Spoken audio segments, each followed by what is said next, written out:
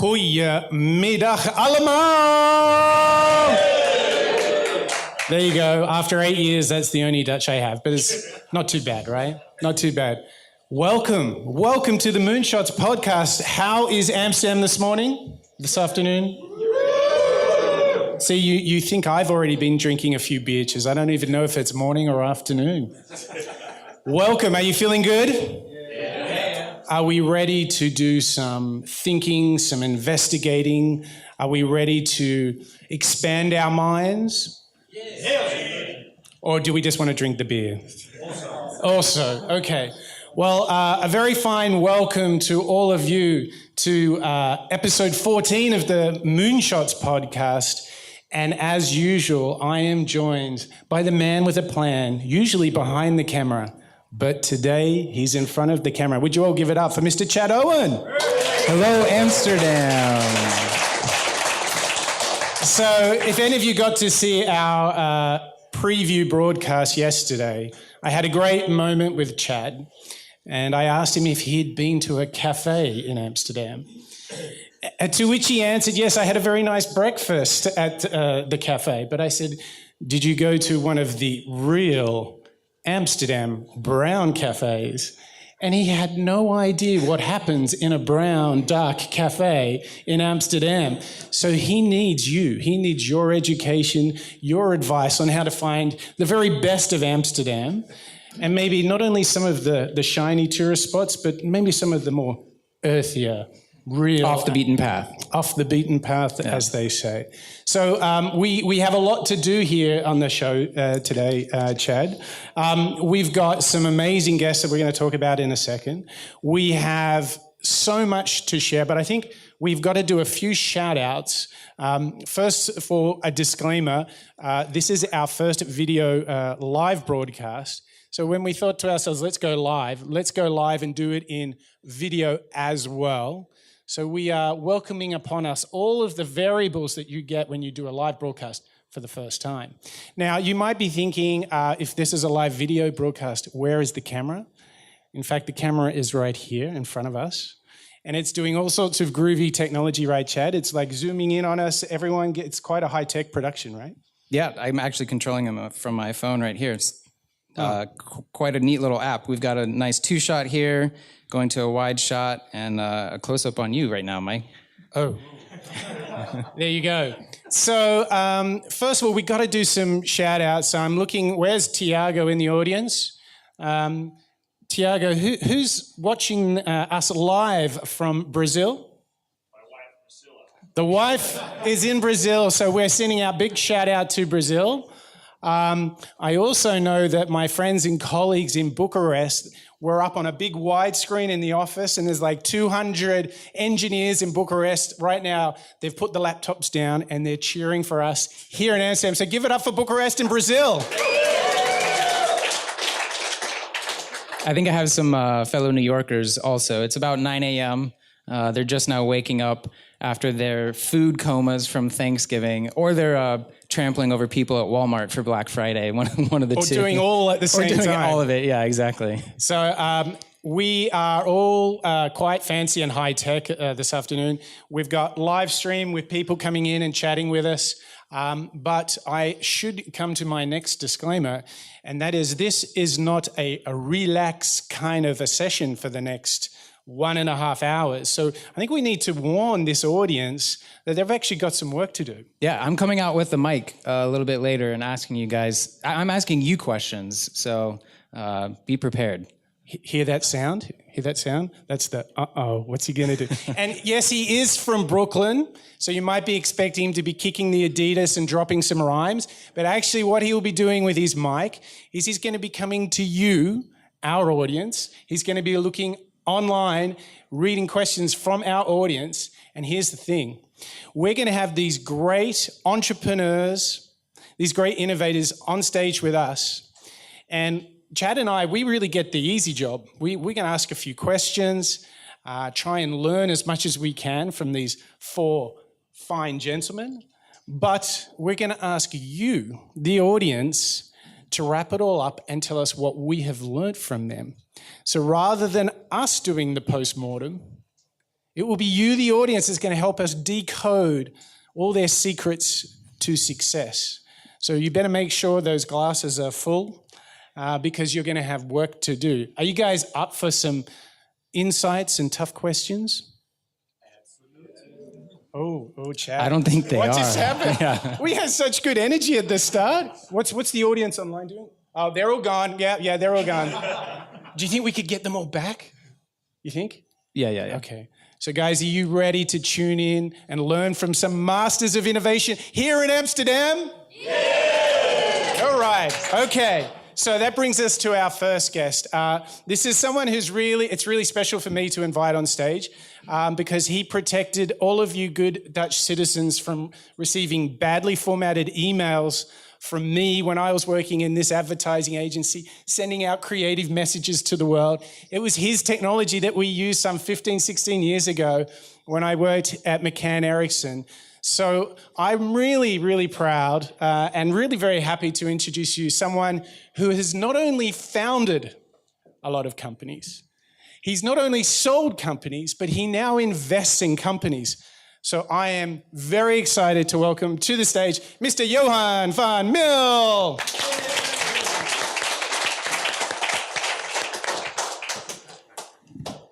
Thank you, Mike. Thank you, and goedemiddag, as they would say. Goedemiddag. Very good. Now, before we get into the serious innovation and entrepreneurial questions. Well, Johan was actually about to recommend a brown cafe to me, so before we got on stage. So what's your recommendation? I think where you should go is to a cafe called In den Aapjen in Dutch. So in the ape.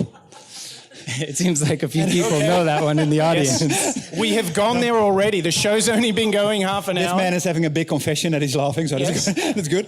But what I mean is, In den Aapje is one of the oldest bars in Amsterdam. It's really funny because that's a big dierentuin, a zoo in Amsterdam, and which was built especially from apes coming from sailors, which arrived in Amsterdam, and when they came to a bar, they could sleep, and they were paying with their apes, which they brought from abroad. They would pay with monkeys. They paid with monkeys. And with the monkeys, they started the zoo. And it's a really beautiful story. It's one of the oldest bars. It's at the Zeedijk, near the central station. You should go there, Chad, really. You would love it. Okay, that one's for the list. Now, we have another very important announcement. As you all know, and we have a global audience, I'm going to see if Chad can see if we have any Australian viewers who are definitely either a few beertjes in, as they would say, or already onto the espressos. It's like 1:30 in the morning. We couldn't pick a time zone to make everybody happy, but we do have this global audience, and we thought it only appropriate that we introduce the world to the very sophisticated culinary delights of the Netherlands. So, Johan, in front of you, you might see a few food items that are familiar.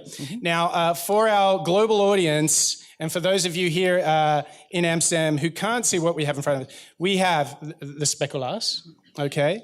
Now, the speculaas is sort of a spicy, biscuity, and would you say that's a kind of only a Christmas thing, Johan, or is that kind of something you can have all year round? My kids eat it all year round. All year, it's really okay, so this is kind of a spicy, fun one. We have over here the pepernoten. Now, that one's definitely a Christmas one, right? Yeah, Sinterklaas. Sinterklaas it is, yeah. We have over here, this one is called the Thai. Yeah, Thai. Yeah. Now, this is like a chewy, doughy kind of an experience, okay? Yeah. So here we've got our three highly sophisticated Dutch delicacies, okay? Yeah. Known worldwide. Dropjes. But then we have probably a national favorite, huh? Sure. The dropje. Dropje. Tell us, what is the dropje? Yeah, dropje is you can have it in different flavors, you know. You can have it in sweet and salt. You can have it in hard and soft form. I love it. I always have a bag in my car eating it. Would you say in Dutch, jij bent een echte Nederlander? Ik ben een echte verslaafde. Oh. Now, but the big question is sweet or salty? With your sweet. I prefer sweet. Sweet and soft. That's okay. Really, so each of our guests are going to be invited to nominate their favorite Dutch treat. But you get to go first. So you have a whole selection here. Tell us, Johan, if you have to pick one of your favorites here. I think you've given us the clue. What should I try first? Yeah, what should Chad try first? Dropjes. Dropjes. All right, dropjes it is. Okay, here he goes. So Chad's going his first dropjes. Salty. Did you get salty? Licorice. Yeah, licorice it is. Now let's just have a look at the audience. Let's see by a show of hands, who else here, all these good Dutchmen and Dutch ladies, who else here would put the dropje, out of the four, who puts the dropje as their favorite Dutch treat? Let's have a look. Oh, yes. Yeah. And sweet or salty? What do we... Ooh. That's about 1/5 of the audience. Yeah. So there's still a good chance for the cookies, actually. Yeah. Okay. So we have the dropje. So stay tuned, particularly for our global listeners. Stay tuned because we'll be not only introducing dropjes, cookies, and all sorts of good things. We've got lots of great entrepreneurs and innovators that we're going to be interviewing. But I think it's about time we put some questions towards Johan. What do you think? Yeah. Absolutely. Chad's just nodding because he's in dropje heaven. I'm busy eating a dropje. Dropje heaven? Okay. Okay, so the first question that we have for you, Johan, is you've built companies and now you're investing in other people's companies. Tell us how you have had to shift and how you've had to grow from being that hardworking entrepreneur trying to make a vision come about. And how have you been able to transition now into helping others build their companies? Yeah, good question. I become an entrepreneur already when I was a student. So I built a few companies, also as a student and also afterwards. And then I learned that having a company is great, but managing people is not so great. And so I'm very good in, thinking about ideas, creating companies, building companies, when there are 10, 20 people max. But afterwards, it became a pain for me, really, to be honest with you. So I was always in the problem of starting a company, working my butt off to get it successful, but then I fell into the fall of that the company was too big, so I couldn't manage it myself. So I think 10 years ago, I realized, I have to do something, I have to switch my career more or less. So then I found some friends who also had that same problem more or less, and also had a little bit of money. And we said, well, let's put that money in one basket and let's invest in other companies and let's learn how it works. And that was 10 years ago. And 10 years ago, there were not so many VCs in the Netherlands as there were, for example, in the US. So I think there were 10 roughly. And we did just by gut feel. And we talked to different companies, put sometimes our money in, sometimes we didn't. And we did 3 investments with the guys. And it turned out pretty successful. We sold to listed companies. So that means in VC land, for the audience, that you're doing pretty good. And one was bought back to the team, and that means in VC land that's not very good. So we had a pretty good return, and then we founded a new fund. And then I think 2.5 years ago, when I was selling my last company, I was thinking, what shall I do with my life? Shall I start my 12th company, or shall I... Whoa. Are you joking on the number 12, or are you for real? That's for real, yeah. 12 companies. Yeah. Okay, we're going to come back to that. Okay, so you're at the last one. The last one, yeah. Okay, you've sold it off, and you went through a transition, obviously. And then I went through a transition because I realized that the problem I was falling into every time, starting a company, becoming too big, etc., that I had to really shift that. That's one. And that I liked helping other companies, coaching people, thinking about new ideas, etc. And then at that time, I was moving out of Amsterdam because we live pretty nearby each other. And then I moved outside Amsterdam into a natural forest area, so really outside. And I realized, I don't want to travel all into the city again at 9 a.m. in the traffic, etc. Yeah. And I want to spend also more time with my kids. So I was looking for a new way of, getting direction, helping me in life and finding new ways to work on. And then 2.5 years, so I full-time made the switch from being an entrepreneur to being an investor. And since that I'm doing it, and it's great. I think it's very good. What I like in my job is you meet all kind of people. Yeah. You meet entrepreneurs. It gives a lot of energy. It's great to have them on the table and discuss their issues. And the hardest part for me is, as an entrepreneur, I always see where it goes well and what needs to be changed. And then, the big gap for me is that I step in and fix the problems myself. So that's one of the issues I'm constantly working on. Okay. Yeah. So I have lots of questions for you. Okay, you go first. Come on. Well, I think for me, what's your biggest takeaway from being an entrepreneur, having founded 11 companies? And how does that give you a new perspective to then look at a company and decide if it's worthy of investment or advisorship? What are you taking from your entrepreneurship and applying it to your investing?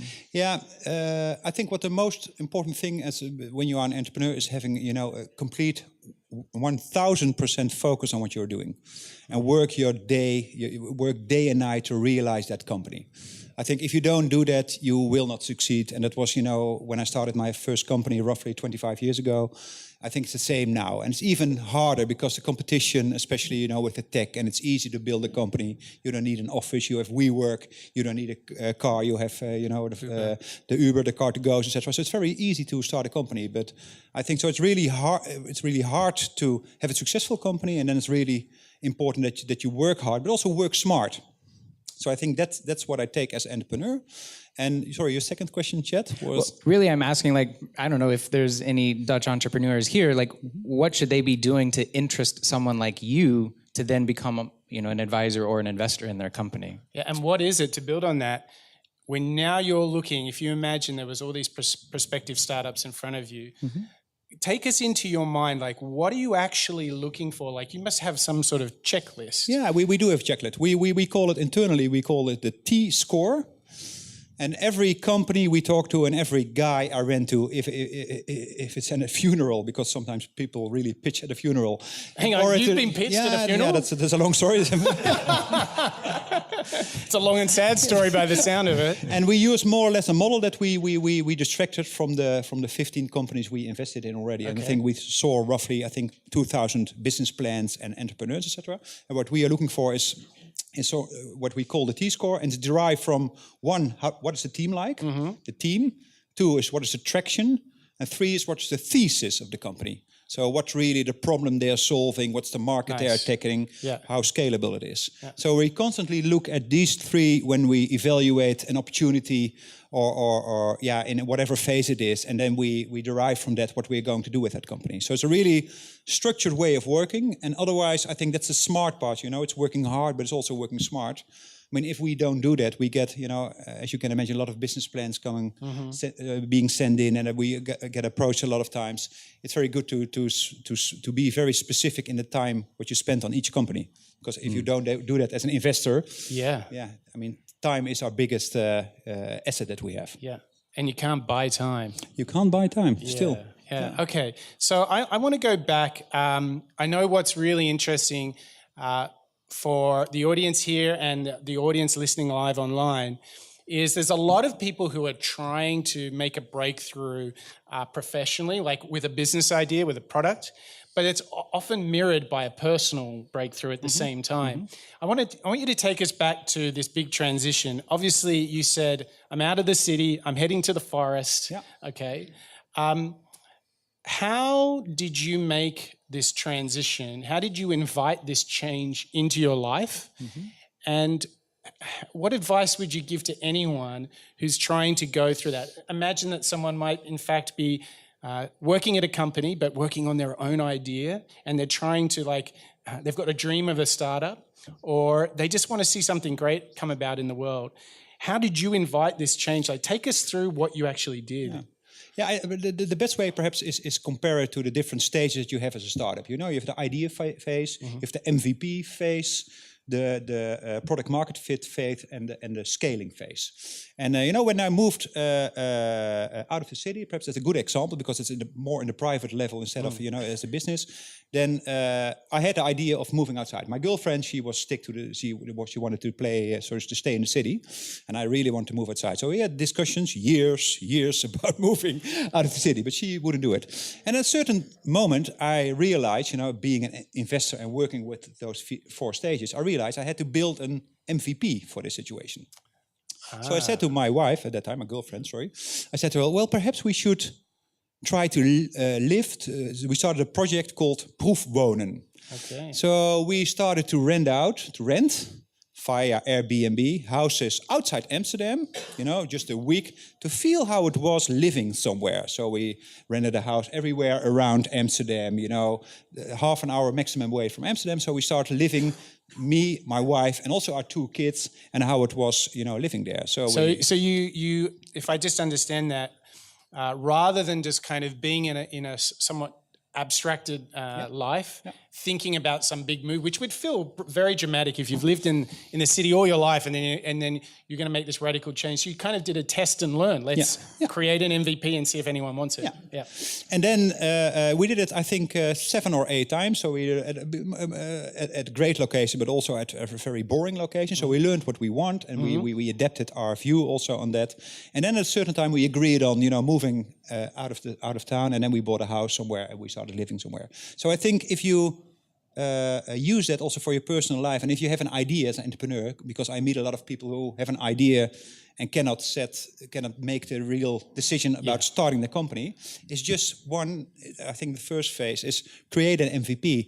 Test how it works. So spend one day of your work, one day of the week, or build a small thing, or test a campaign or Facebook and see how people react. Just create an MVP, create a test for yourself, and get some proof and get some value, some validation from yourself, but also from the market how it works. And then the step doing that is pretty easy. And what I see a lot is that people hang in the phase more or less about thinking about the idea and having that wish, but not doing the real step. Okay, so just to unpack that a little bit, that sounds to me like once you actually started testing the idea, much like you might do it even in a startup, that actually made the transition much easier.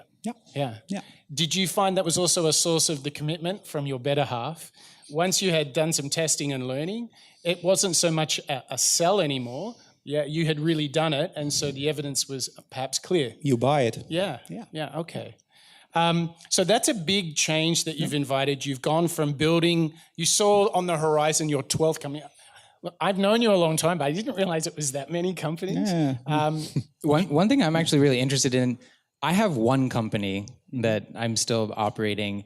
How in the world did you find the time to found so many companies? And I'm curious just kind of your day-to-day process for thinking about both the higher level of how the company is doing, but then your brain is probably already on to the next idea, right? So how are you kind of taking care of what's happening now and then also planning for your future ventures at that time? Yeah, that's a big risk for me, of course, because I'm always planning ahead. And what I do is, if I have an idea, when we started Peak Capital and also now our next fund, I have a visualization of how it becomes, and then I work towards that visualization, and I work, then day and night in realizing, and that's the way I do it. And that's also my big pitfall, of course, that I have to step back sometimes and realize what's happening, etc. So I think that's one. And the second one is, I think what's very important, that I always find great people to work with, because I can never have 12 companies on my own. So I always have great partners who I work with and to cooperate with. Because, for example, when we invest, we never invest, for example, in single founder companies. Right. Because having a company, especially these days, requires so much skills that you cannot do that on your own. So, I think one thing we found in unpacking all the great entrepreneurs on the Moonshots podcast is they all build teams around them to execute their ideas. Whether it's someone like Jeff Bezos, who builds a team for one singular product vision like Amazon, or someone like Elon Musk that builds multiple teams for multiple companies, SpaceX and Tesla, the Boring Company, etc. Yeah. And what I mean is building a team, that's one, but also getting a co-founder, so on the same level as you both are, to work with you. And then, if you have a co-founder, you don't give him, for example, 5% of the shares, because that's not a co-founder. No. But then you do, when you are 3 guys and you have 33%. And if that guy is not good enough, then you have to replace him. Pretty easy. So also make that tough decisions in that phase. That's crucial, I think. Getting people to put skin in the game together. Yeah. So let's get into a little bit of how you coach and mentor others. That must be a huge part of your day, because you tell us a little bit about the portfolio, how big is it, and give us a sense of the sort of engagement you've got with founders right now. Yeah, good question. We invest money, but also our own experience, and we help these companies on a day-to-day business. So we invested currently we invested in 15 companies. We sold 3 We're currently closing a deal, and so we have a lot of companies still to manage. What we do is we manage those companies actively. So that means, when we invest in a company, we make a plan roughly for the 3 months ahead, because that's the most important period when we put our money in, that it grows faster than it did before. So we have to hire people, etc. So then we are involved, on a. I think we speak to these founders, once or two times a week. We meet them, so really very intensive. And after 3 months, then it will become less, and then it's we go to a weekly meeting or bi-weekly, etc. So we are very active with the founders, and it means for my role that I'm very active as a more or less a co-founder with the companies. So I have calls and meetings and all day about new funding rounds, potential buyers. The CMO they want to hire, everything we help them, and also with the network that we have, and also the things, of course, that we learned ourselves as entrepreneur. So if you were to abstract across those 15 companies, what is the toughest thing your founders in the portfolio, what's the toughest thing that they have? They're all relatively early stage companies. What's the thing that they struggle with the most? And tell us a little bit about what advice you have for them to solve that. I think the biggest struggle is that they have, especially the companies we invest in, is that they are, most of the time, they are so-called bootstrapped companies. So they funded them by themselves. And then running a company is more or less running your cash flow. Because the speed that your company grows is derived from the cash that you have. And when we put in money, and that's roughly 500,000 until 1.5 million, then we have to speed up the process and change that thinking with that founder. I think that's the hardest part in our job. So is that because you feel that the stakes got a lot bigger, the risks feel much bigger? Is that what the... No, that's one, but I think the most important one is that they have to work a different way than they did before. So if they hire a guy, then normally they would really check the salary. They have to get the cheapest guy which is on the market. And when we get on board, we want the best guy on the market. And if we have to pay him twice as much, then we are willing to do that, because we know from our own experience that he speeds the process of 10x. Success 10x. So it's a good investment. And that thinking, that change in thinking, I think that's the hardest part in our job, but that's what we discuss a lot with. To go from someone that's been bootstrapping the whole time to now I actually have resources.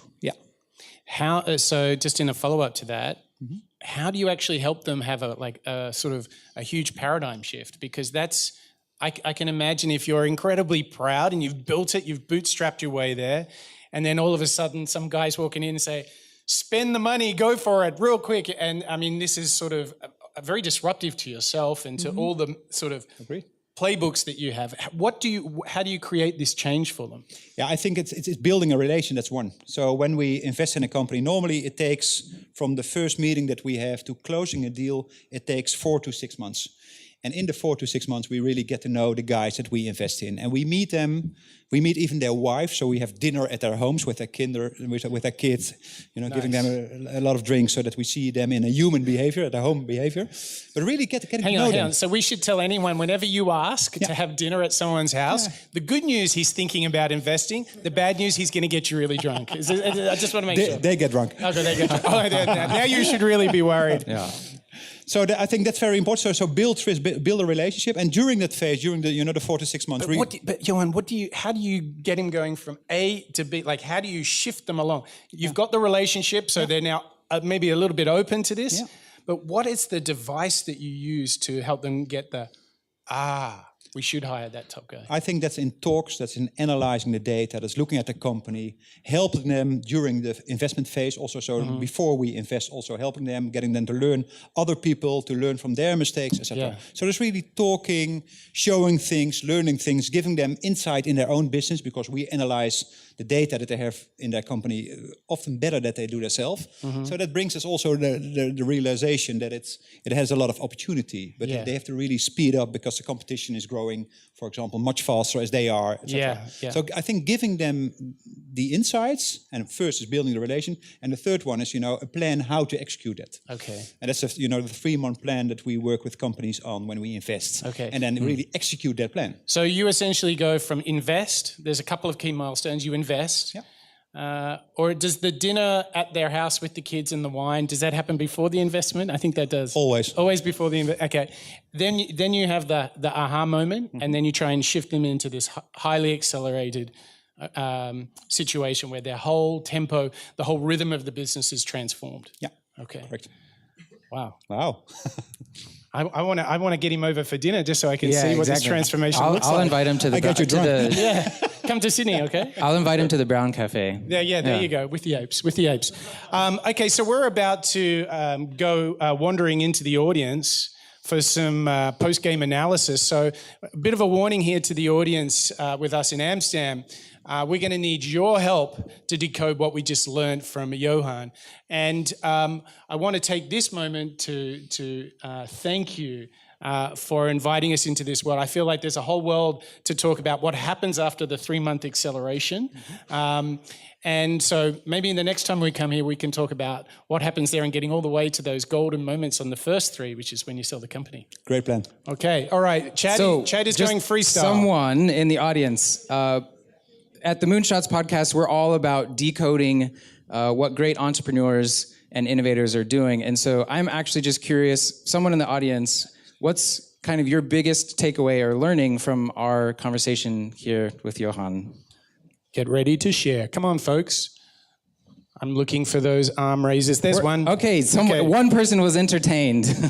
Let's make sure you introduce the individual, the talent at the back. Hello, I'm Maaike. Test and learn. It's always test and learn. So it was really a reminder for me just to do things and not think too much, but just experience. So that's something I take. Okay. Thank you. You're welcome. Test and learn. Now, for everybody, the test and learn theme has come back a lot for us. You will be amazed at how many people have ideas that have never been tested, or when they finally, and I actually don't think a lot of people even get to actually truly creating a test or an experiment. The amazing thing is the aha moments you get when you actually put the product in front of a customer, and it can just be like a prototype. It doesn't even have to be a full-fledged, shiny product. It can be Airbnbs outside the city. Yeah, exactly. And I think the big thing that you've reminded me of is actually this test and learn philosophy of prototyping your ideas doesn't only live in your professional life. So I was really inspired to see how you took thinking from your work as an investor, and you just took it into your personal life. And actually, you had a transformation, not with your co-founder, so to speak, right? Yeah. And she was not necessarily so excited about going to the forest, but through the testing and learning, you kind of got there. So that's a great reminder for me, is that things that can work in the office, ideas for how you can improve things are not necessarily siloed, but they can cohabitate in your personal life as well. Fantastic. And thank you to our first insight giver. Mm-hmm. Thumbs up. Okay, everybody, would you please show your appreciation for Mr. Johan Vermeulen.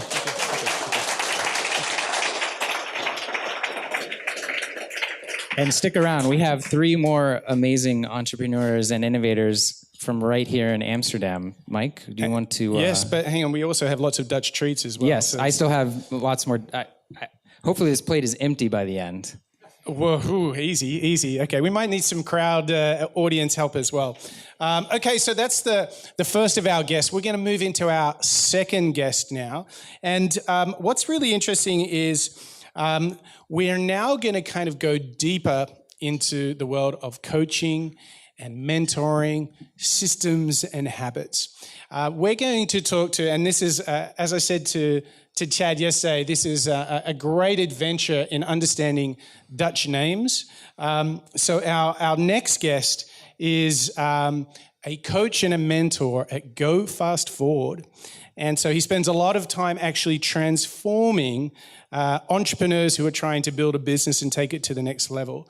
And I think we've got lots of systems and ideas that will be helpful for all of us in this next interview. So everybody here and online, will you please welcome to the stage Mr. Maarten van Montfoort.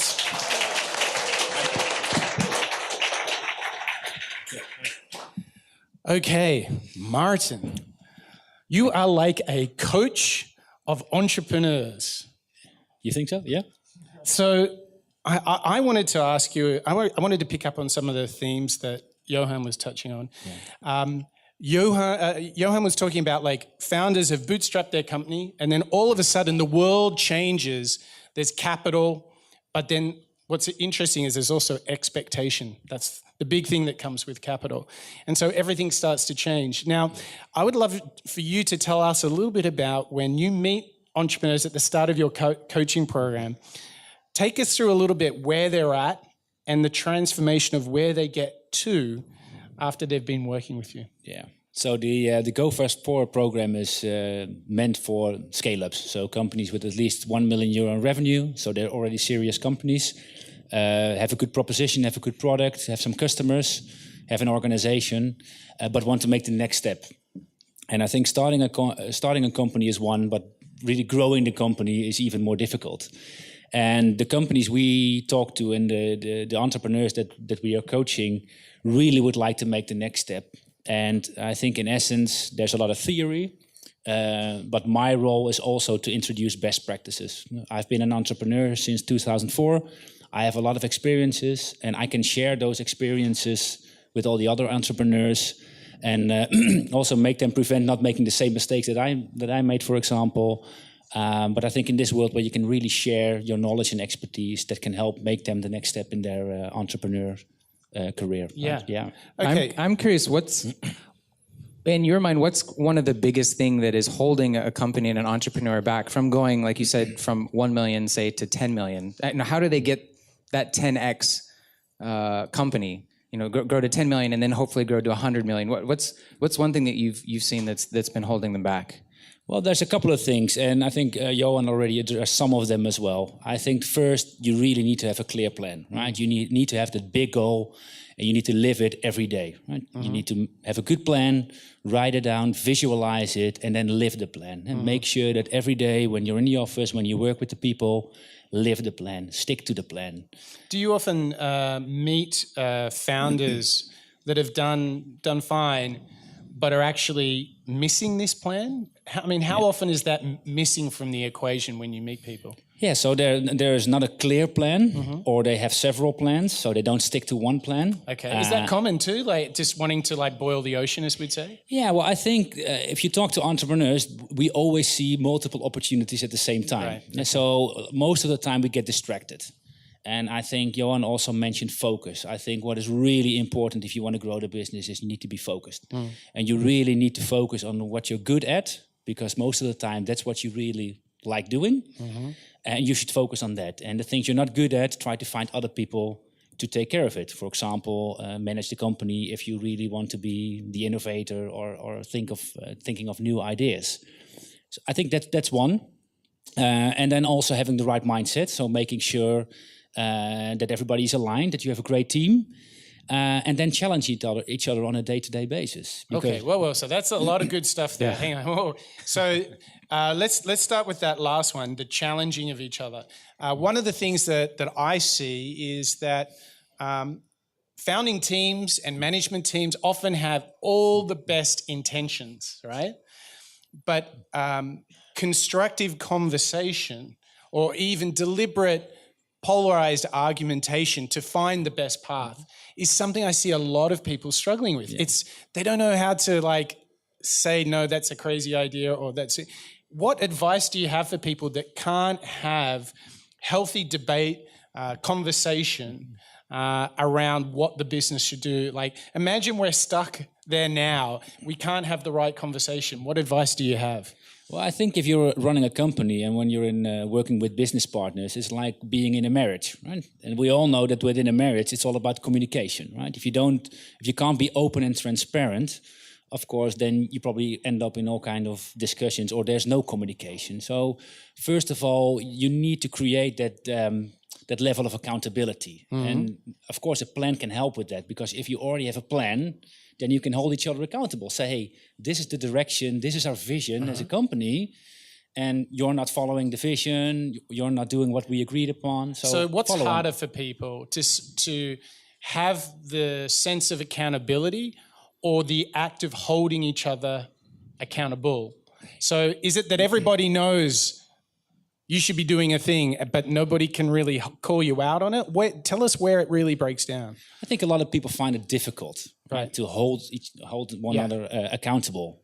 But if you really want to grow the company, that's something you really need to have. Okay. Yeah. So let's say Chad and I were struggling with accountability. How do you help us keep each other accountable? Like, tell us some of the systems or practices that you help these founders put in place. Yeah, well, I always use some of my experiences, and just to give you an example, I started my company with 3 founders, but after a couple of years, it didn't feel right anymore because it felt like that not everybody was working that hard or was bringing that entrepreneurial spirit at the table. And then I thought, I can just maybe look at it for a while and then see what happens. And then I thought, no, I just need to speak up. And how did you do it? Take us to the moment. Just invited them in for a coffee and expressed how I felt. Okay. And at that same time, one of the guys said, well, I'm almost waiting for 1.5 years for this discussion, but I never wanted to start a discussion. So sometimes when you have that gut feeling, you need to express it because sometimes the other party or your other colleagues, your other business partners have the same feeling. So, so speak up is my advice. Yeah, don't leave things unsaid.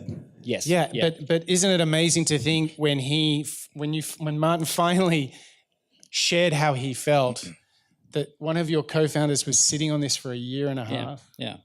But how powerful is it that you could find a way of communicating it? Now, often these conversations are hard because of the conflict and the misinterpretation that comes from these kind of discussions. How can I have those discussions? How can our listeners have those discussions without it ending up in a arm wrestle and boxing fight? Yeah, well, of course, I think that you need to have the rhythm of the business, right? You need to have the weekly, the monthly catch-ups, because what I often see is that those meetings, when you really take the time to sit together, look at the strategy, look at the vision of the company, because it's busy, there's a lot of other things to worry about, then those meetings will disappear from the calendar. Those are the first ones. And I think those are one of the most important ones. Take the time to evaluate on a weekly basis, on a monthly basis, what's going on within the company, how do you feel? And then, of course, if you do that on a regular basis, things don't stay unsaid for a year. Right? So, because you have the pressure to speak up. Yeah, it sounds like it's not just on the business, but actually how you're feeling as one of the founders as well. Yeah. Like, I'm not as interested in the business now, or, hey guys, I want to run and you guys are not moving as fast enough. So let's now go to the audience. I want to do a show of hands here.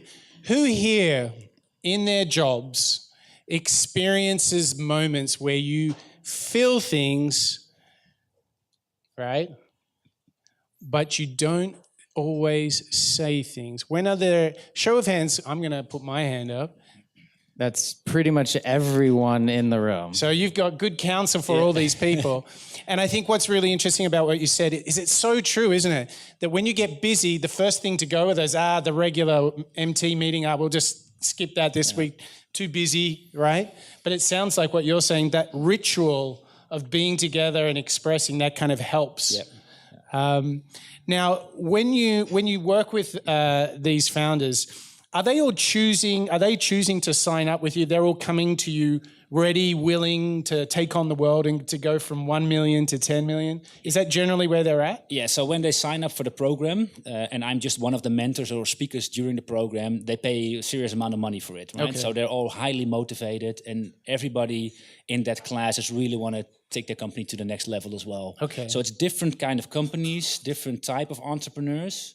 But they're all in there to learn from each other and to learn from the guest speakers as well. So what are the common challenges that you have for founders when they're highly motivated? We've talked about having a clear plan and often what I call part-time entrepreneurs or bedtime entrepreneurs who have lots of ideas but never actually do anything. But this is very different. These are people that are highly motivated and doing things. What are the most common big problems that they have? It sounds like there's a lot of paradigm shifting that you need to do to get from that 1 to 10. It's not just about working harder. Yeah. So I think one of the most commonly heard things and most discussed themes is people, right? So how do you attract the right people? and it's in particular in the current market situation where it's really difficult to get the right talents. I think everybody's struggling with that. And also, how do you keep people? How do you motivate them? That's something we always discuss. There's a great team which I'm also presenting around profit and cash management. I think when you this is also what Johan was like the management of that capital and cash flow is critical. Yeah, I think of course, because if you want to grow the company, you need cash. Yeah. We all know that. But since they are in the phase of growing, that's something that they all didn't give a lot of thought of, right? Because they were growing the company, thinking of the product and the people. But if you want to grow the business, you need profit and you need cash to do so. So that's a theme that we address as well, and where we get a lot of questions. So we try to give them some tools and some best practices, and also how they can create the right budgets and how they can stay in line with that as well. Okay. I have a question for you just about Dutch and Amsterdam entrepreneurship. You know, I'm coming from New York, and I've spent a lot of time working with Mike in San Francisco when he was there. What do you feel like makes this people and country and culture a great place for entrepreneurs? Kind of what are some of the great, characteristics of entrepreneurs that you found here that are maybe uniquely Dutch or from people from Amsterdam? Well, I traveled a lot in the last 12 months, and I found out that when I go to other countries, even close by, so in the Nordics or the UK, people really appreciate the fact that Dutch people are really direct, and sometimes we're maybe even a little bit blunt. But really? Yeah. But yes is yes and no is no, right? So we're always really clear. We don't have a lot of excuses. So I think that's one thing. And then also, if you look back at our history, although we are a real small country, as the size of the country, we have a lot of inhabitants. And I think for many, many decades ago, we already traveled the seas and tried to connect with other people to trade. So I think it's in our nature to connect with people and try to work with other cultures as well and really be open. I think the fact that from I think the most basic grades in school, we are learning our kids to speak English as well. That's right. So we have that international mindset because our great ancestors already had to do it because we had to travel the seas. Yeah. So I think it's the combination of being really international, entrepreneurial with the trade mindset, and also just being direct and just say what you think. I think that's a good combination. Yeah. I've been here less than 2 days, and I've been really blown away by just everyone here in Amsterdam. So kudos to all of you. I mean, how do you say it? Hollanders, Netherlanders, Nederlanders? Nederlanders. Nederlanders. Yeah. Okay, now, so for me, a couple of key themes here. I think the trading history of Holland was I still see that in the sort of open system that it feels like when you work with Dutch people, with Dutch companies. I would say we shouldn't forget how special the Netherlands is for innovation and business. The first stock exchange in history, the first company in history, the VOC, is that right? The VOC was... I actually lived in a Dutch East Indies company warehouse that used to store spices and ammunition, which was just really special. But what we have to realize that if you just think about the idea of a company as we know it now is largely what the VOC was, with shareholders and all this, and you got a notary for being part of the company, and then the stock exchange. And we all know the impact that the financial system has on the way in which we do business. But I think there's another thing. There's a very famous Dutch politician, Wim Kok. And if I remember it's right, he had this philosophy of the derde weg, the third way, of bringing people together. I think you will find that there are very few societies that are engineered for working together and overcoming the fact that it's very dense, very multicultural, but then you walk around and you enjoy such an incredible quality of life despite those conditions. And I just want to remind you, when you go to other countries that are jammed full of people, often that has a direct correlation with poverty, lack of infrastructure, but it's sort of the opposite here in the Netherlands. And you come to a city like Amsterdam and, I had to enforce a rule that Joost would remember, in order for me to learn Dutch, I had to ban the English because everyone's language was so good here. Everyone was so willing to speak English. I was like, I'm never going to get anywhere with Dutch. But I was threatened. You might want to tell people about this. I was threatened with a week with the nunners in Voert. Okay. That's tough. That was That's a big tough. threat. Can you explain to our audience, particularly those that are online, what does that mean? So in the southern part of the Netherlands, we have it's an old monastery.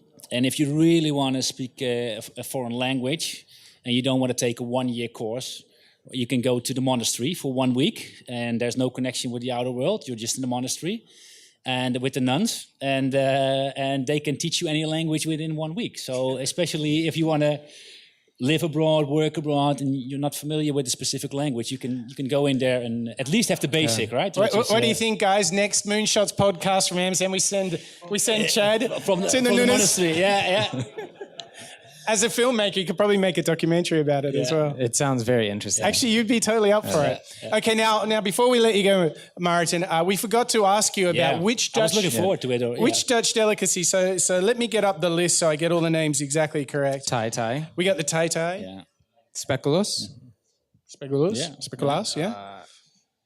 Pepernoten. Yeah. Hey, he doesn't need the nunners, I don't think. Dropia. Dropia. Okay, so help us out here, Maarten. Which is your pick? So we already had the dropjes. I really fancy them, but I think we spoke a little bit about Dutch heritage, right? About our past, and I think in particular this time of a year when we are celebrating Sinterklaas, which is a typical Dutch big event for the children. Of course, I have to pick the pepernoten because we only eat them from, let's say, early November until the 5th of December. Good choice. So it's a typical Dutch delicacy, and we only have it this time of year. So the pepernoten it is. Yeah. Okay, there we go.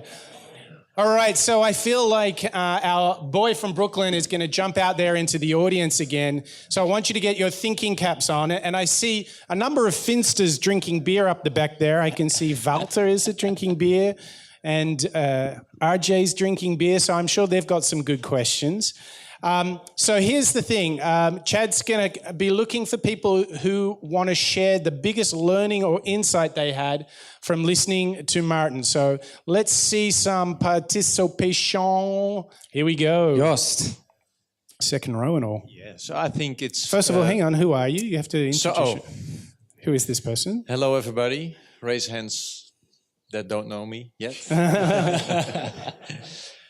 I'm an advisor to the guys and the girls from moment one, and I'm very thrilled to be here. Feels like home. To my question, to the observation. I think it's all about transparency and honesty when it comes to the relationship between co-founders and management of the board kind of guys and girls. And what I still have as a question, but I don't know whether it's the stage. Yeah, come on. Is your role in facilitating that? And it's also one maybe towards Johan even later on over a beer. How to create an environment to stimulate that transparency, openness and honesty. I would be very curious to hear about your vision on that. Yeah, well, it's a good question. And I think there's not just one answer to that as well. I think in essence, it's all about trust, right? And I think, like I said early on in the interview, when you're in a company and you have a co-founder or a business partner or a co-owner, I think you should treat it as a marriage, right? And you need to have that same mindset because you spend most of the time a day working on that big goal is trying to grow the company as well. So you need to have that level of trust, right? You need to find it, and if there's no trust, then that's of course the first step you need to work on. I think a second thing that can be really, really helpful, of course, is get a mentor in. Don't do it by yourself. I think when I wanted to grow the company with one of the founders, when we really decided to go ahead, just the two of us, we brought in 2 mentors because we said, okay, we can't do it alone. We need some help from outside as well. So I always tell people it's about dare to ask, right? Dare to ask for advice. Mentors can be really, really helpful, especially if they're a little bit outside the business as well. these can be the guys, the women that can ask you all kind of nasty questions to challenge you. I think that's what you need to be challenged, right? That's really important. So can I just, to make sure we capture this learning, you're saying that the impact of an external advisor is in the fact that they can have a little bit more freedom to ask tougher questions. Yeah. And do you think that's because they're not involved on a daily basis, so they don't have all the bias that comes with being an employee? Yeah. They have a little bit of distance to say, come on, that really wasn't great. And they're not scared of losing their job. It's just open feedback. Yeah, and they are allowed to ask stupid questions because they're not part of the business, right? And I think that is sometimes what we forget. Sometimes we are too focused. And it's good that people from the outside ask you all kind of other questions which you already have forgotten about. Well, and what's really interesting between what both you and Johan are saying is there's this trading off between focus and perspective all the time. Yeah. And that sounds to me to be one of the greatest, and I'm looking at co-founders here who've been up all night finishing products, but having the ability to zoom out and zoom in and zoom out and shift between the different modalities that come with being a founder. That's why we love it. Maybe sometimes it's a little challenging. Yeah. But we like a challenge. We do. Yeah. We do. All right, everybody, would you please give it up for Maarten, the super coach. Thank you. Okay, I know we've got more and more guests arriving at the back, so people are welcome to join in the room and come on in. We're halfway through. Can I send you back out in the audience, Chad? Yeah, grab the mic. I want to go and ask, who's got some thoughts on this idea between focus and perspective? Who else here is finding that a big thing in their role?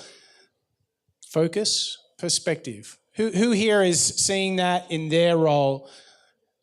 Let's have a look around here. Oh, there's a little hand raising going here. There's a little founder over here.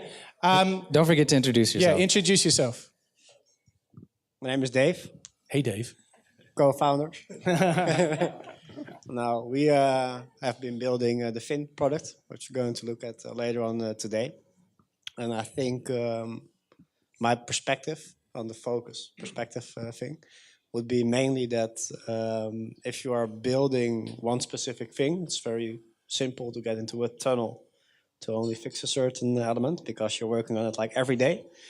And it really helps to have other people around you, which we had, which was really helpful, to actually make sure you also get this other perspective on things. And it also really helps if you speak a lot to your clients, for example, because they also could be kind of mentors for the product that you built. So I think the balance is very interesting, how to continuously move between those two elements, because if you're only too much in the perspective part and working with a small team, you're not going to build a product either. So that's a bit, I think, the biggest challenge to solve. Great. Thank you. Guys, give it up for Dave. I love that idea of having clients as mentors, because then you can have that client and product focus. Yeah. But then you have people from outside the company that are giving you that feedback. Good idea, Dave. Yeah. I really like that because we get very excited about our own ideas. There's actually a scientific process called the endowment effect, where we get so in love with our own ideas, we forget that our end customers are not in love with our ideas at all. In fact, what's really interesting is that end users, consumers, they're endowed, they are very partial to something that we call the status quo. So whenever you propose a new product or service in the world, customers are instantly looking at the switching costs, the trade-off of what you're asking. So you have your shiny thing and you're like, woohoo, we got it. And you're absolutely convinced the world is going to love it.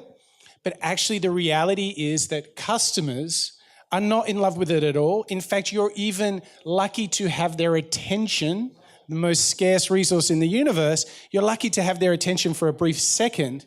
And at that point that you do manage to get their attention, they're literally like, what's this going to cost me? Like, how much, like, what do I get? And like, how do I, if I do this, how much work is it going to be? So the classic thing is here, if you look at, you're an iPhone user, and I say to you, I have an Android phone that's really good, the first thing you're going to go, my contacts sync. Oh, they don't use iMessage. This is all what we call switching costs, okay? So there's always this trade-off going on. And so there's this philosophy, particularly in Silicon Valley, about 10x. And the reason that you will always find me yabba, yabba, yabba, 10x, this and that, is it's a very nice rule. You should make something 10 times better than today's solution. And it's actually proven. There's a guy, you can check it out on Google. His name's John Gornville at Harvard Business School. And he just spent his time studying the degrees of which, how many times better does a product actually need to be to launch successfully? And he actually, and this is a nice little secret that you won't know, he actually, in his study, found that it needs to be 9 times better.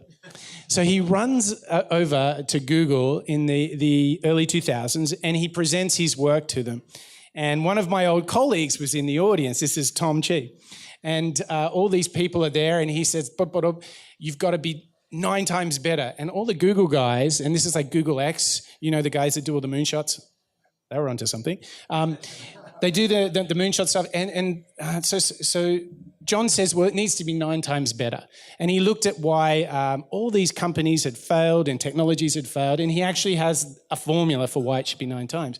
But the Google guys are like, 9x? It doesn't quite sound very good. So they just added a whole new factor and put it up to 10x. So all the founders out there, if you thought 9x was hard enough, Google just raised the bar to making it 10x.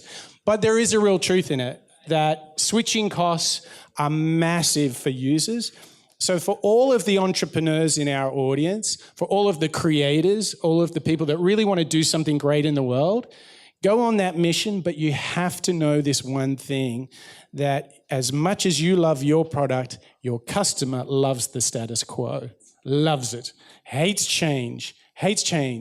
So you need to come up with something that is so remarkable that it will have this attraction, that it's naturally so good at addressing a problem, but it's so much better than today that they will climb mountains to get to that area. Yeah, I'm going to plug our very first episode of the Moonshots podcast on Elon Musk, because I think he embodies that 10x mindset. And if you just listen to him talk, you can hear everything that he does at all of his companies. He's thinking in X. So if we improve the efficiency of the motors with batteries 4x, then okay, we're closer to 10x. And then if we decrease the cost of the batteries by 2x, okay, so then we're at this factor. And everything he thinks about is getting to that 10x, because he knows that a company like Tesla is only going to be effective and scale if we can move all of these people that are in traditional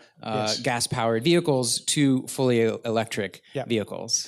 So if you want to check out the Elon show, just go to moonshots.io. You can hear that. There's actually one clip that we took of Elon where he does the formula. I cannot stress how important that is. If you want to know what getting to 10x looks like, he gives it in one of his talks. He actually gives it, and we recorded it, so it was fantastic.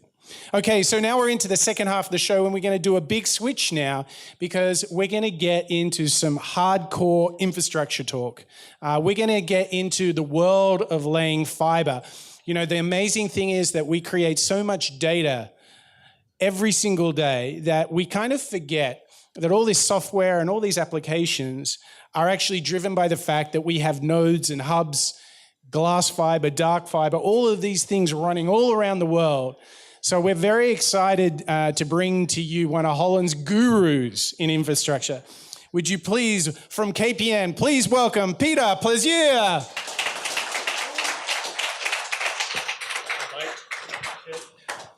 Now, we're going to be a little bit more organized with you, Pieter, so we're going to remember to ask you for your favorite Dutch delicacy. So tell us about what you see here and what gets your vote.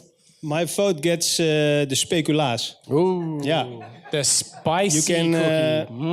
The speculaas is especially. It's not only a cookie for me, but I also used to put it on my boterham, my bread, when I was a child. Hang on.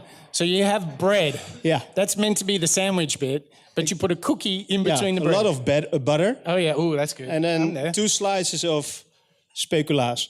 Actually, you also have... Is this a Pieter Plaisier creation, or is this a national pastime? Oh my gosh, you have lots of friends here. We have lots of votes in the audience. Because of this insight, my children, now they use speculoos. And that's sort of there's a So spread like... the cookie in a spread. Yeah. Yeah, and they say the Dutch are a bit weird. Come on, like who puts the cookie into a spread? I'm going to have to go get right. some bread and butter and put some speculoos Yeah, now you're only getting half of the... Take it home, Mike, and chat. Yeah. Well, thank you. We've got a vote for speculaas. We've had a vote for the pepernoten, the dropjes. Sorry, Ronald, you know what that's leaving? That's what yeah, you can blame Joost. That was all his idea.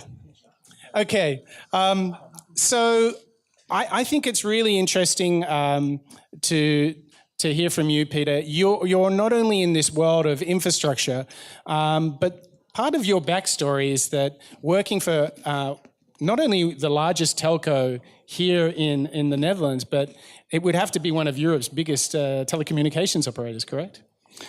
There are bigger because there's a lot of there are a lot of alignment between the telcos, but it's one of the largest still independent telco. Yeah. And the special thing that you're often doing is working on these big infrastructure projects. Yeah. But you're also going in sometimes to companies that have been acquired by KPN. Now, this for us as a sort of cultural moment in innovation is dripping with all sorts of interesting ideas. The first thing is like, in comes the infantry with their flags. Here comes the KPN. So we want to talk about that. But the other interesting thing is culturally how you can build bridges into new cultures and how you do that. So we've got a lot to unpack with you. But tell us about, take us to a moment when you're thinking about the first day when you walk into a new company that KPN is working with and you want to connect to the leaders in that organization. Tell us how you do it. How do you walk into a situation like this and get everybody aligned, or to use a good Dutch saying, to get all the boats sailing in the right direction? What techniques, what practices are you using? How do you do this? Yeah, that's a very good question because that's always the challenge to get connection to the team and to the people into the company, because there's a lot of resistance and there are a lot of questions about what's going on and what will be the new future for us and for our company, and do I still get will stay within the job? Yeah. Of course, that's a very important question. I think it just starts with connecting. Just one-on-one connection, get conversation, give a lot of answers to the questions, and if you don't have the answer, just say that you don't know the answer yet. If you have the answer, it depends a little bit on who you speak to, but I'm also very favorite of being very transparent over that. So you're saying we have an emergent theme, I think, for this show. So, yeah. It's feeling like transparency is quite big there. But let's get into it. You're walking in there and you're trying to create this transparency, Pieter. But you've basically laid up an environment where people are like in extreme emotional situation. It's either fight or flight, right? Yeah. And so, you can say, hey, let's have a cuddle and get around the campfire and sing Kumbaya, but people are a little bit worried about the situation. How do you really get them to become easy and then make those connections?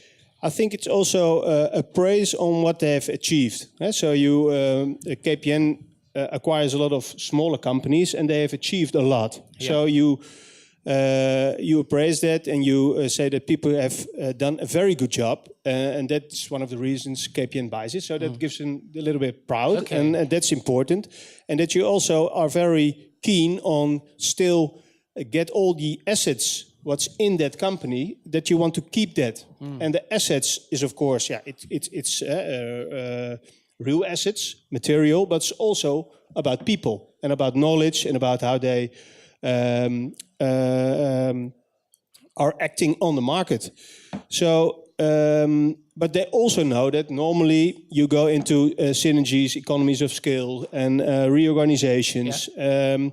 Of course, you can say, we're not there yet. That's a process. So you step into the process and try to get people in that process, normally they understand. And sometimes you have to make the tough decisions, and it's better to do that quite fast. Okay, so tough decisions. I like getting into moments of tough decisions. So I actually have, following up on that, many of our listeners are running their own, small companies and are bootstrappers, but many of them also work for large corporations. Yep. How have you found? How do you work in an agile way in a big, humongous company? How can you work more like a startup and be more agile? Because I know that that's something that a lot of our listeners are struggling with is, I'm a product manager or a VP at a company. How can I get my company to work in a more agile way and be more responsive to make the right decisions? Yeah, it's a good question. I think a lot of corporate companies, I know in the Netherlands, are dealing with that. How can we be more agile? They are looking a lot of the startup companies, the Spotifys who are using the agile way of working. And I have to say a lot of corporate companies use agile way of working. And my own experience also that we have used that agile way of working in the regional markets approach. Because you need the whole organization, so not only the marketing and the sales, or the product management, or the chain management, but also the customer service, also the retail organization, also the engineers. And you want to make, if you want to roll out fiber, for instance, in a city, then you want to get all the teams together in the approach of rolling out fiber and commercially are successful in that city. And that's a very good way to do that on the agile way of working.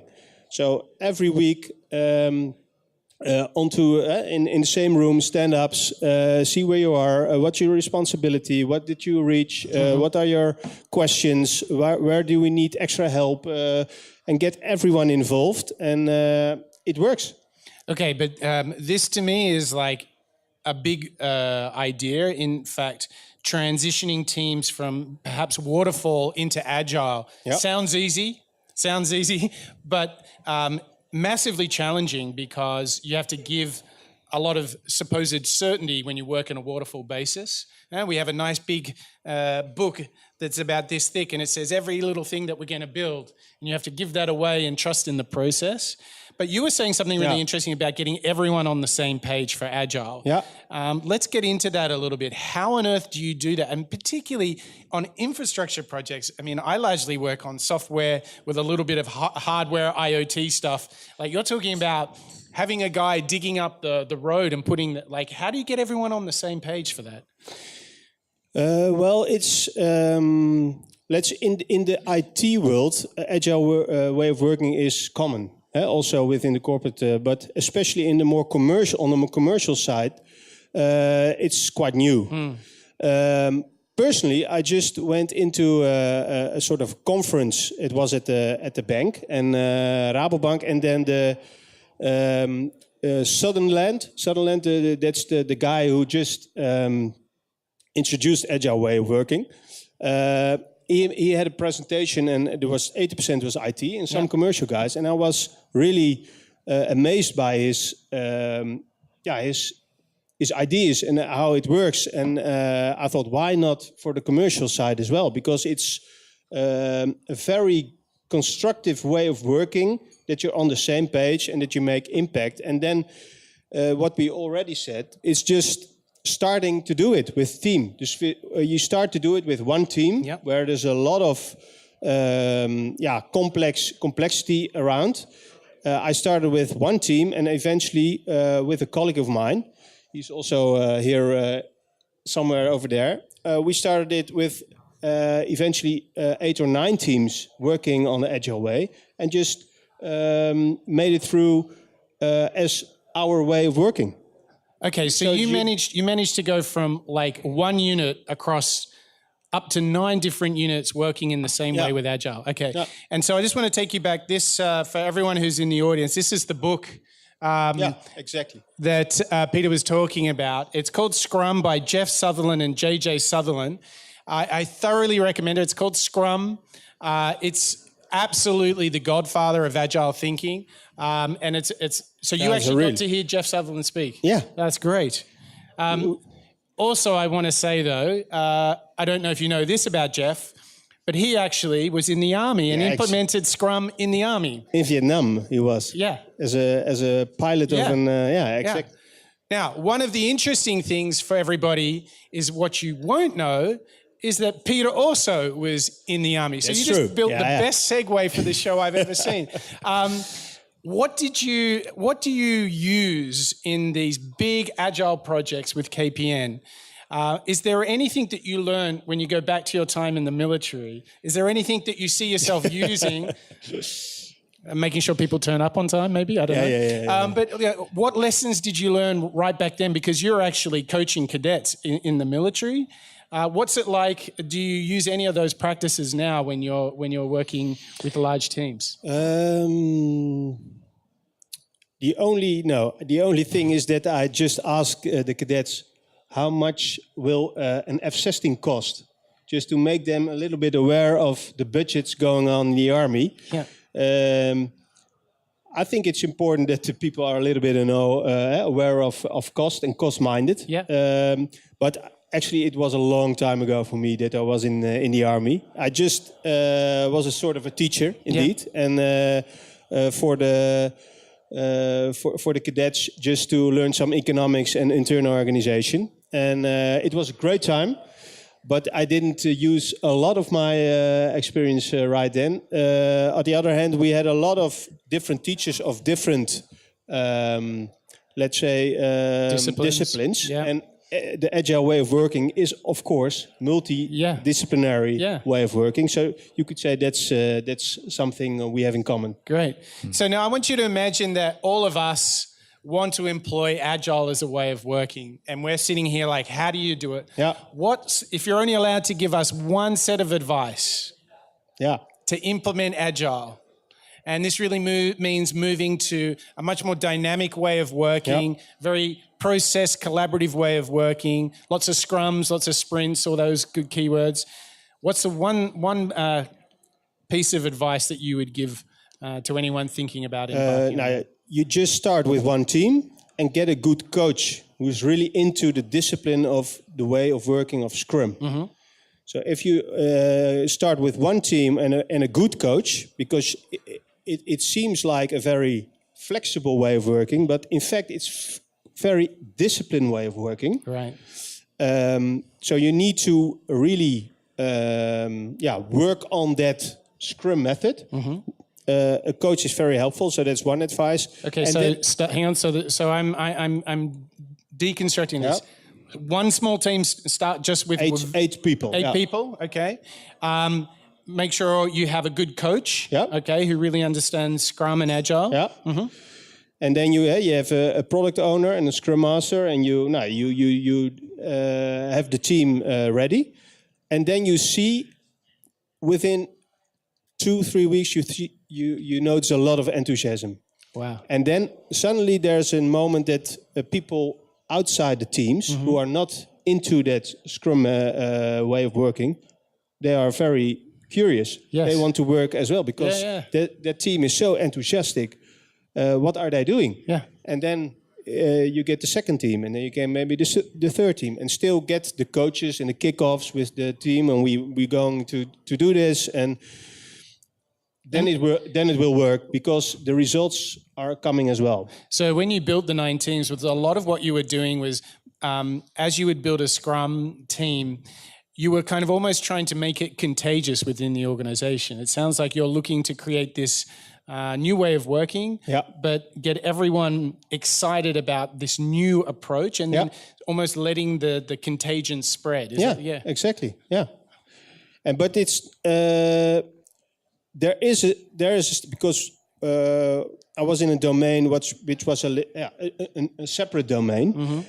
In a corporate organization, in a bigger organization, you have also your the governance of an organization, and there is a moment that you have your agile way of working, and that it's linked to the normal governance. It's not and that is not what you want. That you have sort of two governance going on in the same organization. That's confusing. So, and then you really need to decide: are we going to do the next step with with more departments in the organization and eventually the whole organization? And that makes it quite more difficult than a startup. Yeah, I feel like that's also for the next broadcast we do from Amsterdam. Then we have to go from one team to one organization to like 5 companies. How we kind of build this agile thing. Okay, we're going to send you out into the crowd, Chad. Grab your mic. So this is the moment where we're going to put all of you guys on the hot spot. For transparency, for new ways of working in terms of agile. So who here had some aha moments when Plaisier was waxing lyrical about agile and transparency? Look at them, I think you've... Yeah. Anybody? Yeah, we got some people back here. Who's got some thoughts up the back there? I can see lots of people. What did you learn or pick up from our conversation with Pieter? Anyone? Here we go. Please introduce yourself. Siren. I'm also one of the fathers of Finn. Hey. There you go. Yeah. I think, one of the things that Pieter highlighted is there's a difference between applying Scrum and practicing Scrum. Yeah. I think that's a very, very important one. So basically, make sure that you're all aware of what you want to achieve, applying these methodology. And once you're all on the same page, you're good to go. I think that's an important learning. Nice one. Thank you. Okay, everybody, would you please give your welcoming, your rewarding thank you to Pete Plaisier. Okay, so we have had 3 fabulous guests. Chad, we've heard some emerging themes. What have you got on your themes so far from Johan and the whole crew? Yeah, what do you got on the list? My favorite part of unpacking entrepreneurs and innovators is these recurring themes that emerge. And I think tonight, one of the biggest ones that resonated was transparency and not being afraid to speak your mind, both as a co-founding team, but also, within the company. Yeah. And then also the importance of outside perspective and mentorship and coaching. Yeah, that was big. That was big. I think that can help foster more transparency if you have someone on the outside kind of looking in. Those are, I think my favorite so far has been transparency. Yeah. That's something I think that a lot of us who are starting or running companies could really learn from. I thought a good one was having customer as a coach, right? Having that accountability. So we are now ready to introduce to you our last guest, our very last guest. And it's really exciting because we have somebody who is a long-time television and media guru and executive. And he's the big cheese at really very much the entrepreneur's Bible here in the Netherlands.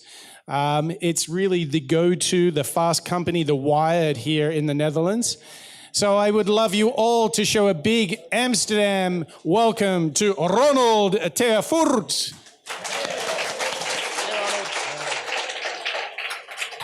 Okay, so Ronald, you're in the hot seat because you've got to help us close the show, bring it all together, and you've got to realize that the 3 of us are sort of the only thing between the audience and having more beer. So it's a precarious situation that you're in. That's always a good challenge, but thank you for having me on the show. Okay, thank you. So I want to ask, first of all, you're in the business of ideas. Right. You're in the business... You don't lay glass fiber. No. So what's really important is that you build a business around ideas, that you inspire people. So, tough question, but how do you do that? How do you get ideas that inspire the world? Well, before you have ideas, you must have the right people. And I think in every person, there's someone which is very creative. But you have to give them the floor, You have to give them space to grow. And I think most of the time companies are not able to look at the person, but just at the business, and they forget about what you would like to do in your life, you know, and really what you love. Not only about your payments or your next job, but what's in the core of your interest. So that makes you, that puts you in a really interesting situation, because not only do you need to have the mental capacity to think about what's happening in the world with technology and entrepreneurialism, but you also need to be very tuned into your team. Yeah, that's true. So how do you, and this is so great because what Johan was talking about is helping founders, building teams. If you look at the agile transformation that Pieter talked about, or what Maarten talked about with coaching founders, all of this high-tech world full of data is coming back to people. And that's been a huge theme of our show. What you really bring about is this very interesting idea. Ed Catmull, who's the CEO of Pixar, talks about creating safety as the primary role that he has for great ideas to exist. Yeah. So now, in your channeling your inner Ed Catmull, how do we do this? You walk into the office and you want to create this environment that's focused on the people and what they're trying to achieve and helping them grow. How do you do that? How do you unlock that? Well, if I look back to the time that I worked for television, you know, it starts with a good atmosphere, of course, what you said, but you have to pinpoint the dot on the horizon, you know, and you have to share your thoughts about what the product or the show in the end could be. But there's a lot of roads to get there. And, you know, it's not a process that you do in 1 hour. You know, it takes time. You know, the guy, John de Mol, I worked for him, as you have seen on my CV. You know, it's very inspirational to work with this guy, but it's also mind-blowing, like, wow, shit, I have to think something within 2 hours, otherwise I get fired, or it feels like you get fired. Were you really feeling that pressure to produce ideas that quickly? Yeah, sometimes, well, for example, once I got a jurist guy, and we got a show from the States, and I got the order to make in just 24 hours a show for the Netherlands, but which wasn't that we, you know, stole it from the other one. Hang on, so you get the call, make me a television show in 24 hours. Yeah. Okay. How do you do that? Or, you know, it was like, we sold already 70 episodes, but it's a game show. But yeah, I told him something about this and that, but it doesn't work good now, so just make something. Well, that's the bad stories, of course. But, you know, that happens. Yeah. But it's really difficult to, you know, I always say, like, if you want to create a game show, it's not difficult to do the introduction, the middle part, but the final episode, that's where it's, you know, that's where the crux is. So how do you ensure that you've got the right people working in the right way to get that job done? What do you do as editor-in-chief? Tell us about some of the tactics, the behaviors that you employ that enable your people, your teams to achieve that? Yeah. What are you deliberately doing to ensure success? Yeah. One thing I want to say first is, if you look at television, you look for the people who like to be creative. You know, they don't have any boundaries. You know, sometimes it are the people who are on the street who you think they are almost lunatic, but they're the best one. I think you know that from the advertising industry as well. But if you look at EMERCE, you know, when I started there 6.5 years ago, the first thing you do is look at all the people and ask them the same question. Who are you? Where you want to be in a few years? And what want you do in life? And with that in mind, you can decide if somebody is on the right track or right position or not. And sometimes you have to say, okay, you like it on the position you have, but you better move on because it's not the right track for you. And that's just profiling someone, my gut feeling. Yeah. I sometimes say to my wife, I don't know where I learned this, but, you know, it's the same if I have to do an interview, you know. And for example, a few months ago with the CTO of AliExpress, I don't know the guy. I just have mailed him and I said, we want to do a cover shoot, an interview with you. And within a few minutes, he is in China. It was 11 o'clock at night, and in the Netherlands was 3 in the afternoon. And we have to become friends within just a few minutes. Otherwise, we have 45 minutes, and then it ends up. So that's always a nice sport to profile somebody, to become friends, and get more information than just what the press people also tell you. Yeah, that's not what we want to know, of course. So do you build models of like each of your team members? Are you like calculating what they're looking for, what their hopes and dreams are? Do you feel like you've almost got like a mental library of all the dreams and hopes of your team? Yeah. But that's, I'm passionate about communication and psychology, and media is all about those things. Yes. And it's also like when I started at EMERCE, we're doing print, online, and events. We're the biggest on e-business in the Netherlands. We always say we're like the Wired or the Fast Company from here. But it's always about, I forgot your question now. So, this where we're going is unlocking all of these practices within your people. You've got like this library of all of their hopes and dreams. Are you constantly checking against that? Are you constantly saying, oh, I've got to make sure Chad, I know he really wants to do this. He's motivated by this. Are you literally checking in on that library of their dreams? Yeah, yeah. But the most important thing is that you have to look what is their biggest passion. Yeah. We sometimes have people in the Netherlands and they write a letter like, oh, I want to work for you. I always say, like, I don't care. We want to have people who are passionate about the industry. Yeah. So you want to know the next story or the next evolution, and you really know the facts. Writing, everybody can write, but it's about really being interested in people, in industries. Which is interesting because finding people with passion is something that some of our other guests talked about. What are you what's a sign that someone is super passionate and driven? But say you were interviewing Chad or I, what are you looking for? What's a signal that maybe some of the entrepreneurs here can be looking for when they're interviewing people? What should we be on the lookout for talented and passionate people? The method I use is I always talk business-wise, but also personally. So most of the time, like the guy from Ali, within 5 minutes, he will know that I have a wife, 2 children, what their habits are, etc., to just make him feel comfortable. And I do the same with my employees. It's not like, okay, I'm the boss, but it's like I have also my issues, and I want to be one of them. And then, you get a connection, It's almost to me like the transparency thing is coming back again. Yeah, being yourself, being who you really are, and not trying to, wear a fancy tie and pretend you're the boss.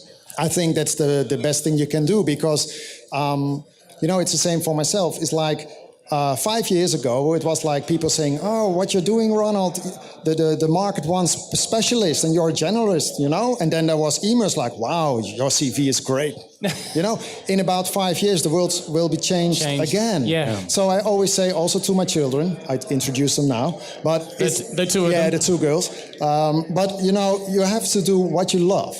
And the world will change every day, You don't know what will happen. And it's also the same if you look at our audience, our readers or our visitors, it's not like, oh yeah, we must be on Facebook. No. What is their mindset? What's going on? Right. If you know what they are thinking, then you can be ahead of the next step. It's the same with the text messages, everybody was like, no, we don't want to have that. But in the end, we're very happy with it. So it's always about, that point. Yeah, I would love, it sounds like you're not only have to get into the minds of your own people, but being a media company, also understand what's going to resonate and be popular with people. I'm curious kind of how you go about finding the trends of topics and people and companies to profile that is kind of ahead of where the industry is. I'm curious kind of about your process and how you do that research and find what Yeah, because what's going to make EMERCE, be out there? Because what's interesting about this question is you're the tastemaker. So how does a tastemaker exactly build the zeitgeist? Yeah, it's something every minute of the day. Also in my private life, you're always looking for the next big thing. And, I always say I don't like reading, but I read a lot of stuff, mostly on Flipboard and that kind of things. But, it's that sense. What I said to you before, I'm a sort of digital trend watcher, and it's sort of disease almost, It's like, there's voice coming on, what can we do with voice? Yeah. And you try things yourselves, like Johan said before. You talk to people, you just... you say to someone, well, I don't think this is going to work. And they're going to say, yeah, it's going to work. Oh, yeah, I'm great. I thought so also. But it's always like a trend watcher. And also with the mindset of our audience in mind. Yeah. It's, what will be the impact of it, et cetera, et cetera. And then we make content of it in several forms.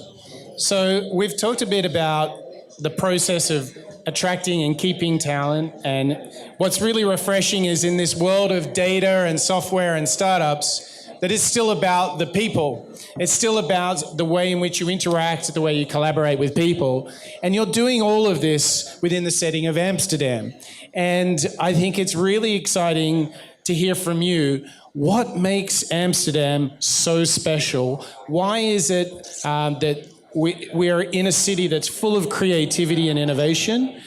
Why is that so? Well, one of the other guests already mentions the VOC mentality, of course, but I was raised in the east of the Netherlands, and it's not a big difference between there and Amsterdam, but I live now for 25 years over here. It's like, the atmosphere. You can be yourself. It's like nobody will say or blame you for something. It's like you can sort of self-employment, I say, self-development. And I think if you have several people of that in one office, you get can get creativity until big heights, You know that yourself, I think, when you were working here. And also, we are a small country, It's always like, oh, we are going to conquer the world. But in the end, we are just a very small country, as big as Paris. So we have to be very creative with a little bit of money. So you think there's actually some natural constraints? I hear this story a lot that because the Dutch have always been forced into a trading mentality as a small nation, you've built bridges, virtual bridges, to the rest of the world, and that still seems, from what you're saying, to be alive today. Yeah, but we have to, It's like if you're so small, you have to be smart again. Yeah. But and I think if you look 5 years ago, when we said we are from Amsterdam, it was okay. It's sex, drugs, and that kind of thing. But I feel in about, the last year, it's like, wow, cool, Amsterdam. I think it's because of the geographically place. Yeah. And it's just a shift, It's like people see like, wow, that's a nice place. And you see that also. Last night I was on the TV. There was like the tourism in the whole of Europe was going down, except for the Netherlands. And Amsterdam was not like 5% up, but more. Yeah. And I was like, why? Why is that?